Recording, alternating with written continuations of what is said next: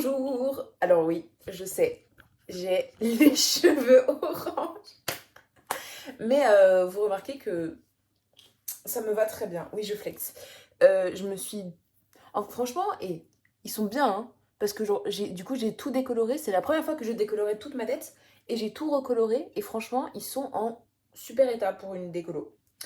J'ai enfin les cheveux plus courts. Là, c'est enfin ma coupe parfaite que j'aime d'amour. Je suis de nouveau moi. Mais bref, je suis vraiment très assortie à l'automne. Le orange, il va un peu s'effacer au fur et à mesure, mais c'est pas grave. Genre, je le referai de toute façon, je le referai un peu plus foncé peut-être. Je verrai bien. Mais aujourd'hui, nous ne sommes pas là pour parler de mes cheveux, mais bien pour parler de psychologie. Et oui, encore une fois, je dois vous saouler avec ça, mais c'est super intéressant. Aujourd'hui, je ne vais pas parler de l'autisme, je ne vais pas parler non plus de la neuroatypie ou du TDAH, parce que je compte faire un espèce de podcast, mais ça va être en fait juste un long épisode avec ma meilleure amie pour parler du TDAH et de la neurodivergence. Donc aujourd'hui, nous allons nous attarder sur quelque chose qui m'a été demandé par une abonnée. Donc bonjour à toi. Si tu, enfin, tu te reconnaîtras, oui, forcément. Je vais vous parler aujourd'hui de troubles qui sont vraiment méconnus parce qu'ils sont très mal connus en fait. Et qu'il y a énormément de préjugés. Et donc je vais casser ces préjugés. Et petit disclaimer, je ne suis pas professionnelle, je suis juste intéressée en psychologie. J'ai des proches qui sont concernés. Je suis concernée par certains des troubles, bon pas ceux dont je vais parler en particulier, mais j'ai des proches qui sont concernés. Je suis renseignée, mais évidemment, je ne suis pas professionnelle. Donc, si jamais vous voulez aller chercher des informations, allez sur le site du DSM-5 que je mets en description, où il y a évidemment toutes les informations que j'ai et toutes les informations en fait en psychologie. C'est donc le manuel où sont inscrits tous les troubles qui sont diagnosticables et qui sont du coup validés par la science. J'explique très mal.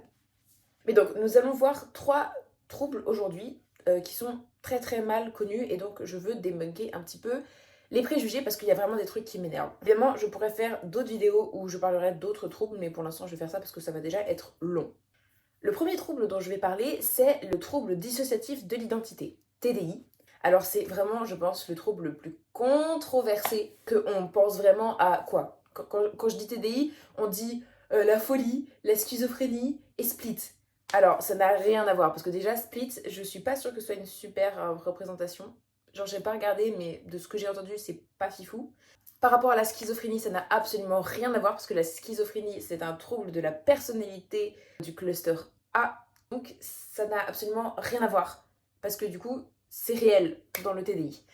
Alors, le trouble dissociatif de l'identité, qu'est-ce que c'est? C'est un trouble post-traumatique complexe, c'est-à-dire que suite à un traumatisme qui a eu lieu dans l'enfance, au moment où la personnalité, elle a dû se former, donc enfance-adolescence, il y a eu une division de la personnalité, le cerveau s'est divisé, pas physiquement, mais psychologiquement, en plusieurs personnalités qui sont souvent stéréotypées, qui ont des traits de caractère très prononcés et souvent qui sont peu développés. Ce ne sont pas des personnes complexes. Et c'est justement ça. En fait, c'est comme si, au lieu de former une entité complexe de personnalité, le cerveau divisait ces différents traits pour former plusieurs, ce qu'on appelle altères. Et donc, la personne n'est pas une personne, mais est plusieurs. Et donc, ça peut être à différents niveaux, parce qu'il y a aussi l'ATDS, un trouble dissociatif de l'identité, mais qui est moins complexe et moins développé que le TDI. La personne qui est atteinte du TDI, on appelle ça un système. C'est un système d'altères qui peut aller de 2 à plusieurs milliers. Mais évidemment, la plupart des altères ne frontent pas toujours. Frontent, c'est-à-dire qu'ils prennent le contrôle du corps. Il y en a beaucoup qui sont en dormance, il y en a beaucoup qui peuvent ne pas être connus par l'hôte. L'hôte étant l'altère qui est le plus au contrôle du corps, qui a souvent le plus de conscience, ou pas forcément, mais en tout cas qui est le plus souvent au contrôle du corps et donc qui peut gérer quand même beaucoup plus que les altères qui ne sont pas très souvent là. Il y a beaucoup de rôles en fait dans les altères parce que, comme je l'ai dit, c'est un trouble post-traumatique. C'est-à-dire que ces traumas ont créé ce trouble. Donc les haltères ont un rôle. Ils sont ce qu'on appelle dans l'inner world. L'inner world, c'est dès que un haltère n'est pas conscient dans le corps, il va dans l'inner world. Et donc, dans l'inner world, ils ont souvent des maisons ou ils ont un monde. L'autre n'a pas forcément connaissance ou n'est pas forcément allé dans ce monde-là. Petit disclaimer du montage, je suis là, voilà. Le rôle des haltères ne les définit pas complètement, c'est un indice pour savoir un peu qu'est-ce qu'ils sont, mais il faut pas les limiter à ça. Les rôles peuvent changer, évoluer et sont fluctuants, donc c'est qu'un indice. Et aussi, c'est pas forcément un rôle, un haltère. Un haltère peut avoir plusieurs rôles. Et il n'y a pas forcément autant d'haltères que de rôles. Et il n'y a pas tous les systèmes qui ont tous les rôles et tous les haltères. Et il peut y avoir plusieurs haltères pour un seul rôle. Apprendre avec des pincettes. Voilà. Il y a beaucoup de rôles que les haltères peuvent avoir. Déjà l'hôte, qui en fait du coup oui, est le plus souvent au contrôle du corps et est le plus souvent présente. Il y a également des haltères protecteurs, c'est-à-dire que souvent la personne donc traumatisée a besoin de se protéger et donc il y a des haltères qui vont jouer ce rôle de protecteur du système. Il y a souvent des haltères persécuteurs, donc qui sont souvent à l'effigie des personnes qui ont traumatisé le système et qui donc vont persécuter et vont auto-saboter le système et le corps. Et du coup, ça peut être vraiment compliqué à gérer. Il peut y avoir aussi des trauma holders. Les trauma holders, c'est du coup ceux qui ont conscience des traumas. En fait, il y a beaucoup d'amnésie dans le TDI parce que la plupart du temps, le fait qu'un alter switch et qu'il y a un autre qui arrive et qui parte, ça fait beaucoup d'amnésie parce que tous n'ont pas accès à la même mémoire. Et donc, il y en a certains qui sont conscients des traumatismes et il y en a qui n'en sont pas conscients. C'est pour ça qu'il peut y avoir des haltères en dépression et des haltères qui vont super bien. Ils peuvent avoir des troubles différents, ils peuvent avoir des âges différents, des genres différents, des sexualités différentes, des noms différents, des apparences différentes. C'est vraiment des espèces d'entités à part entière, dans le même corps. Je sais que c'est assez compliqué à comprendre, mais en fait, vraiment, le cerveau est quelque chose de super complexe. Et je trouve ça fou parce qu'en fait, c'est prouvé, c'est une vraie chose, c'est un vrai trouble. Où je connais des personnes qui sont atteintes de ce trouble. C'est vraiment le cerveau qui se divise suite à un événement traumatique ou à plusieurs événements traumatiques ou que sais-je. Je trouve ça absolument incroyable. C'est pour vraiment se protéger. Parce qu'il va y avoir aussi des haltères caretaker. Donc ces haltères-là, ils sont là pour plus prendre soin du corps. Si jamais la personne n'arrive pas à s'occuper de soi, bah alors c'est l'halter caretaker qui va venir et qui va s'occuper du corps, qui va lui faire prendre une douche, qui va lui faire se laver les dents, qui va lui faire le ménage. Parce que du coup, cet halter est là pour s'occuper de ça, si l'autre n'en est pas capable. Un halter qui est très souvent indispensable, c'est l'halter social. Parce que du coup, l'halter social, il va avoir il va être très extraverti, il va pouvoir aller vers les autres, il va être très enjoué. Et donc, c'est super parce que souvent, ça peut être très compliqué du coup d'avoir des relations avec des gens quand on a un TDI. Bah putain, j'ai cassé mon ongle. Bon, je disais. Et donc, c'est vraiment super de pouvoir avoir quelqu'un qui aide le système socialement parlant. Il y a les haltères fictifs ou factifs qui sont inspirés d'un personnage qui n'existe pas, donc un personnage genre d'une série, d'un film ou que sais-je, ou alors d'une personne qui existe vraiment. C'est-à-dire souvent les haltères persécuteurs sont inspirés de personnes qui existent vraiment mais qui ont justement persécuté le système et qui ont causé les traumas, qui ont causé ce trouble. Les haltères peuvent être des personnes immortelles, c'est-à-dire des sorcières, c'est-à-dire des créatures mystiques, des vampires, que sais-je. Les haltères ont aussi du coup des relations entre eux, c'est-à-dire qu'il y en a qui s'aiment, il y en a qui se détestent, il y en a qui prennent soin de l'autre, il y en a... Enfin, il y a vraiment... Bah, c'est un système en fait, voilà, je peux pas faire ça mieux que ça. C'est un truc qui est tellement complexe, il y aurait tellement de choses à dire, mais encore une fois, même si je connais des personnes, c'est assez compliqué vu que je ne vis pas la chose, mais je trouve ça super intéressant. On pense que le TDI concerne à peu près, je crois, environ 1% des personnes, ce qui est quand même pas mal, c'est-à-dire que c'est quand même beaucoup de gens. Bien plus que qu'on ne peut le penser, et pourtant, bah, c'est super mal connu, et que genre, je pense que la seule représentation que vous pouvez avoir, c'est peut-être Olympe, qui est du coup une influenceuse sur les réseaux, qui est vraiment, que j'aime beaucoup, que je suis, et qui est un système, et qui donc a le TDI, et qui en parle, et c'est vraiment super intéressant. Elle s'est pris beaucoup de haine pour aucune raison, juste parce que bah, les gens, ils lui disent que ouais, non mais c'est pas vrai et tout, alors que, bah si, c'est reconnu par la science, donc c'est vrai. Évidemment, les personnes qui ont un TDI, c'est quand même très compliqué parce que du coup, souvent, il y a beaucoup de harcèlement, il y a beaucoup d'incompréhension de la part des gens, il y a beaucoup de errance médicale, il y a beaucoup de problèmes par rapport aux cours parce que, en fait, qui est-ce qui gère quoi par rapport aux relations sociales, qui est-ce qui fait quoi, qui est ami avec qui. Enfin, ça peut être très compliqué, et je sais qu'il y en a beaucoup qui le vivent mal, mais il y en a aussi beaucoup, en fait, justement, que ça aide. Parce que justement, le TDI, c'est pour une raison. Si le cerveau a fait ça pour se protéger, c'est qu'il en avait besoin, en fait, de se protéger, et c'est que du coup, ça peut être efficace. C'est-à-dire qu'il y a certaines choses qui vraiment seraient géniales et qui permettent justement au système de se reposer, parce que c'est comme si un alter n'est pas capable de faire quelque chose, un autre alter peut l'aider. Et donc c'est bien. Et du coup, c'est cool, mais c'est pas cool. Enfin, c'est compliqué. J'aimerais qu'on arrête de dire du mal, en fait, de ces personnes, parce que c'est un vrai trouble et que c'est super intéressant en plus de ça. Le TDI ne se soigne pas. Voilà, il n'y a pas de médicaments. On peut prendre des antidépresseurs, des anxiolytiques, ça dépend vraiment des gens, des circonstances. Il y a genre 1 milliard de facteurs à prendre en compte.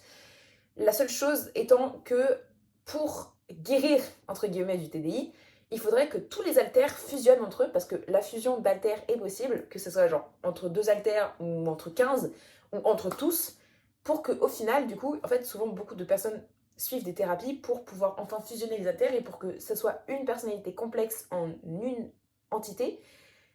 Et donc, en fait, que tous les haltères fassent partie de la personne, enfin, que tout le système soit une personne, et donc puisse vivre bah, beaucoup plus simplement, parce qu'il n'y aurait pas d'amnésie, il n'y aurait pas plein de problèmes en fait que ça engendre, parce que bah du coup en fait on n'est pas conscient tout le temps, et donc ça c'est un petit peu chiant.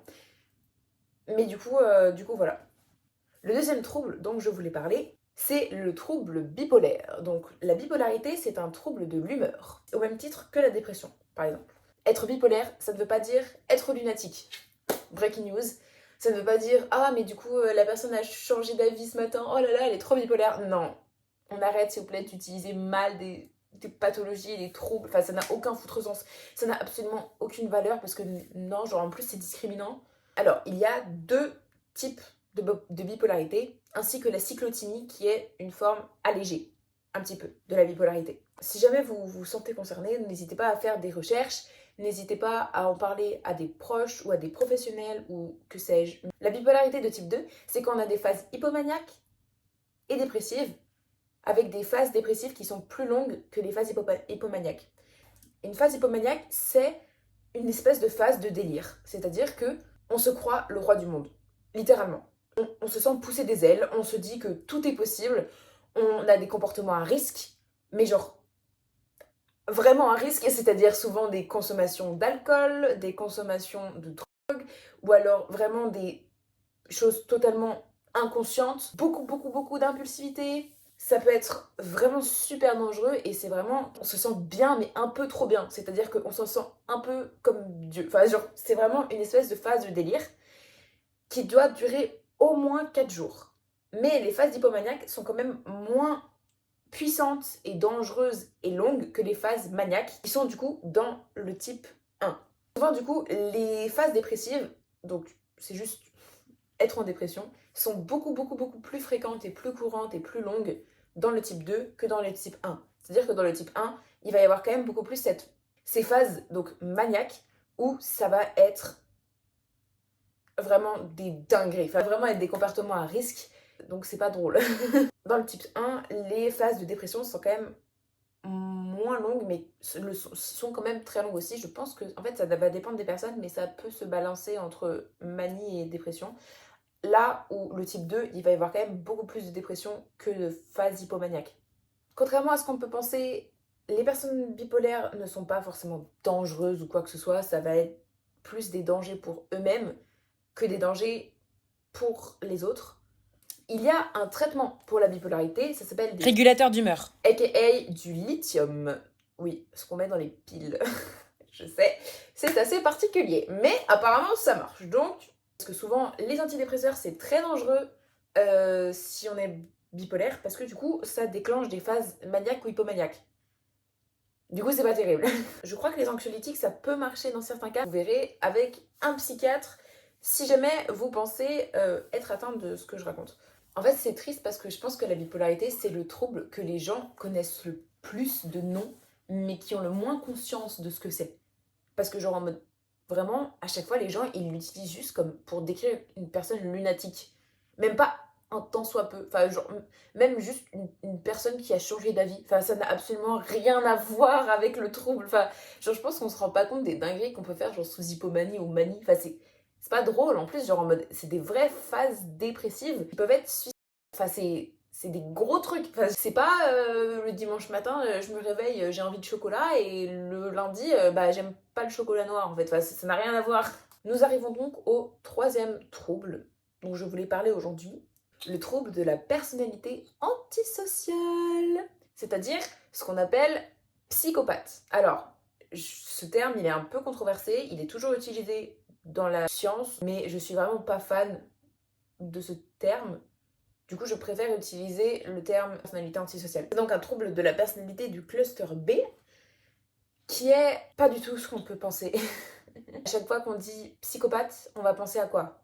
On va penser à des tueurs en série. Le truc, c'est que c'est comme tout.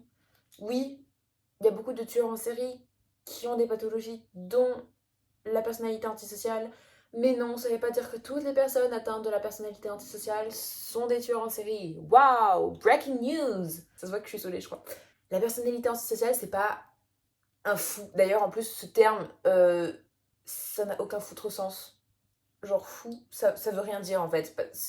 Genre en mode c'était des pathologies qu'on utilisait à l'époque, et en fait c'est devenu une insulte, mais en fait de base c'est vraiment juste une pathologie, et du coup il y a des personnes qui se l'ont réapproprié pour juste se décrire eux, alors que, enfin bref, c'est un terme pas terrible. Mais en fait je me rends de plus en plus compte que toutes les insultes c'est des termes hyper discriminants, genre vraiment tout. Du coup j'ai trouvé quoi? Marteau, ravagé, c'est tout je crois. Genre en mode sinon les autres à chaque fois c'est vraiment hyper discriminant en quelconque manière. Donc déjà tout ce qui est en mode ouais mongol, on arrête. Voilà, donc on arrête. Parce que genre soit c'est psychophobe, soit c'est raciste. C'est non. Parce que du coup mongol c'est soit les Mongols viennent de Mongolie, soit les Mongoliens, c'est-à-dire des personnes qui sont atteintes de trisomie 21. Voilà, donc on arrête, c'est validiste ou raciste. Mais en fait ça vaut un peu pour toutes les insultes du coup, et ça m'énerve un peu. Langue française m'énerve. C'est comme en anglais. En anglais, dumb, ça veut dire stupide. Mais dumb, qu'est-ce que ça veut dire? Ça veut dire muet. Voilà, donc c'est sympathique. C'est vraiment hyper discriminant. C'est dingue. Je m'égare de fou. Je disais, la personnalité antisociale. Non, ce ne sont pas des fous. Ce sont des personnes qui ressentent pas ou peu d'empathie, qui ont un désir de manipuler pour arriver à leur fin, et qui ne ressentent pas de regret après avoir blessé quelqu'un. Mais ça veut pas dire qu'ils vont tuer les gens. Non, ça veut dire que souvent, en fait, ils vont se mettre dans des relations qui vont être extrêmement toxiques, et une fois qu'ils ont ce qu'ils veulent, bah, ils vont juste se délaisser de la personne, et même si la personne, elle se sent horriblement mal, et parce qu'il lui a fait ou dit des choses horribles, bah, il va pas se rendre compte, en fait, de ce qu'il fait, parce que juste, il ne ressent pas le regret ou la compassion. Et encore, ça dépend, parce qu'il y a certaines personnes qui sont atteintes de ce trouble, mais qui ressentent quand même un peu de compassion, ou un peu d'amour, ou un peu de sentiments comme ça. C'est-à-dire en fait que c'est un manque de compassion. Ça veut pas dire que c'est rien du tout. Ah, ça peut être rien du tout, mais ça peut être juste un tout petit peu aussi. C'est juste que genre, ça va pas être du tout de la même manière, autant qu'une personne lambda. Souvent, ils justifient ou rationalisent leurs gestes et ne comprennent pas en fait l'effet néfaste de leurs actions sur les autres personnes. Ça veut pas dire qu'ils ne peuvent pas essayer de changer, parce que oui, du coup, en fait, beaucoup ne se rendent même pas compte que ce qu'ils font c'est mal, et que du coup, genre juste ils en ont un peu rien à foutre. Mais dans la plupart du temps, ça va quand même interpeller les proches, rien que la famille en fait, parce que ils peuvent pas partir.